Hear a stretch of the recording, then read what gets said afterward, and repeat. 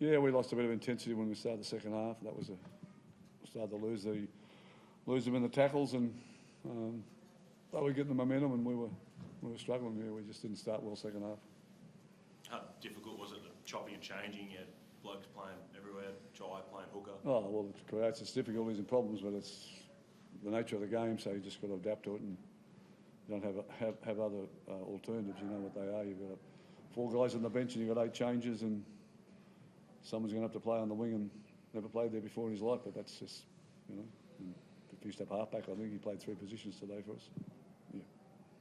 What is the prognosis with Bentley Harpe and Humphreys as well? One's got a cork, Humphreys, and Bentley's got a groin problem, so he'll be out for a little while. You get a few back next week, but so that helps. We're aiming to get 3 back next week, yeah. That's what we're hoping for.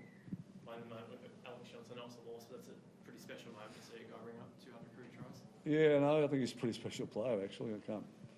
He's so good. Yeah. He's not only a good athlete, but he's also pretty smart with it, and the way he positions himself and works it all out and gets to the try line. I mean, he's pulled up a couple of metres short of the try line, still got the ball up in the air, knowing that if he keeps it there, he'll get to that. You've got about that long to think about that stuff, and he does it and gets it right. Kind of, I guess the other part of it too is like him scoring a hat-trick today, almost it keeps the dream alive, a bit of him eclipsing Ken Irvine this year too. Yeah, of course it does. Yeah, absolutely. Yeah, what's he behind now? 12 or something, is it? Yeah. Yeah. Just got to keep him on the footy field. Yeah. He on field spoke. He got a bit emotional, just talking about the last probably 6 months and how tough it's been to get back and be back there scoring. I'd be emotional too.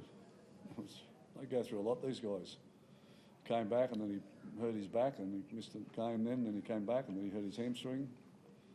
And he missed more football then this year. That's all just happened this year. So we're a pretty emotional business. You just don't see all the emotion because they learn to live with it and handle it. So yeah, their careers depend on their bodies, and his was not in a good place. Well, when you see the crowd kind of stand up and a standing ovation for a guy that's just done something pretty incredible for the club, like how does that make you feel? Yeah, really proud. I know Russell. Crow's really proud of it too, and it's really important to him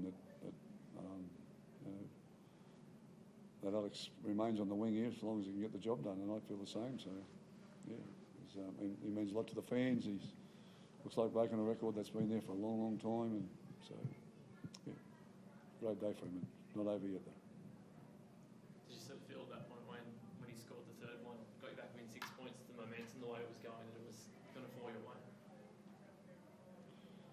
Yeah, well, these guys don't give up, so you're not worried about the time, and you're not worried about whether they can get there or not. But we did run out of time in the end. We got beaten on the scoreboard, but we just ran out of time. That was another 5 minutes in that game. We probably got ourselves up to their scoreboard with them, and we got a golden point again.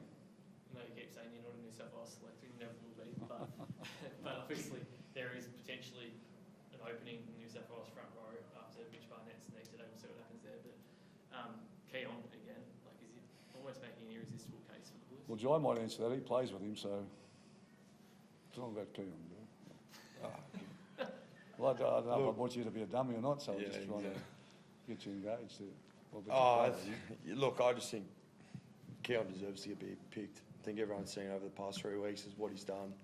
Pretty tremendous effort with his numbers and his effort. And if I was selector, I'd be thinking fairly strongly about Keon for sure. I feel like he's probably the one of, if not the best New South Wales middle at the moment. Are you putting your hand up for dummy half for Queensland? Well, if they need morale, I know who to pick. If there's one man who can get a team up off the field, it's me.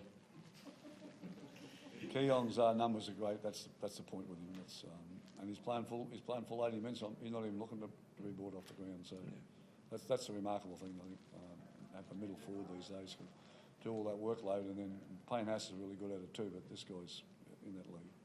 Yeah. George, just on AJ as well, like, you can see the emotion and the excitement of the team, right? When he gets that 200, like it feels like every try he scores, there's almost an added emotion from you guys as a team. Yeah, absolutely. And someone actually, I don't know who it was, someone pointed it out when he did score the third try, and it's a pretty remarkable achievement to be the first one in the NRL era to score 200 tries. It's hard scoring one, let alone 200. So he should be massively proud of his achievement. And although the result was fairly disappointing in getting the loss, it's I guess we can shed some light on AJ and especially for his efforts. I thought he was really good today as well. So as a teammate, it's pretty special when guys like that who work their backsides off to get back on the field, achieve things like that. So to have him score 200 tries is quite a special moment and something we'll never forget. Thank you, guys.